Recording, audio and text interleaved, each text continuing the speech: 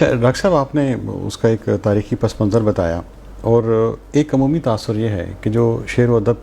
کو سمجھنے والا دماغ ہے یا ذہن ہے، یہ کہتے ہیں کہ عطیہ خداوندی ہے، اس کو آپ کسی سے سیکھ نہیں سکتے، جیسے کچھ سکلز آپ سیکھ سکتے ہیں۔ آپ سمجھتے ہیں کہ قدرت کو شاید یہ احساس تھا کہ اس سرزمین پہ کچھ عرصے بعد ایک ایسا واقعہ ہوگا جس کو لوگ مدتوں یاد رکھیں گے، تو اللہ نے ان کو ایسے زرخیز ذہن عطا کیے کہ وہ انسانی جذبات کی الفاظ کے ذریعے ترجمانی کر سکتے تھے۔ آپ کہہ سکتے ہیں کہ ہو سکتا ہے یہ پیش بندی ہو اس بڑے واقعے کی، پیش خانی ہو اس بڑے واقعے کی، کیونکہ وہاں بھی اس زمانے میں دیکھیں نا، اسلام کے آنے سے وہ جو زمانہ جاہلیہ ہے، جسے بہت سے لوگ زمانہ جہالت کہتے ہیں، یہ ایک ٹرم ہے، علمی ٹرم، جسے طٰہٰ حسین صاحب نے،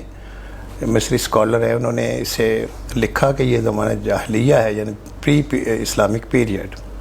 جاہلیت نہیں، جہالت نہیں لکھا انہوں نے۔ تو ہو سکتا ہے کہ دیکھیے جب کوئی بڑا شاعر آنے والا ہوتا ہے نا، تو اس سے پہلے کتنے شاعر جو ہیں وہ ماحول سازی کر رہے ہوتے ہیں۔ غالب کے آنے سے پہلے دیکھیے نا کہ کیا کچھ تھا، اس میں سے غالب نکلا اس سارے ماحول سے۔ اس طرح 18ویں صدی میں کتنے شاعر تھے، امیر نکلا اس میں سے، یا اگلی صدیوں میں آپ دیکھیں صرف اقبال نکلا ہے، باقی موجود ہیں، لیکن ایسے لگتا ہے کہ جیسے وہ اس کی پیشخانی ہی کر رہے ہوں۔ تو جو آپ نے کہا یہ ایسا ہو سکتا ہے، یقیناً ایسا ہی ہوگا کہ وہ ایک ماحول جس میں اتنی بڑی کتاب نے آنا تھا، اور پھر اس سے پہلے عربوں میں نثر کی روایت ہی نہیں ہے، لیکن یہ کتاب آئی قرآن حکیم، تو اس کے بعد دیکھیں کہ عربی نثر کتنی انرچ ہو گئی۔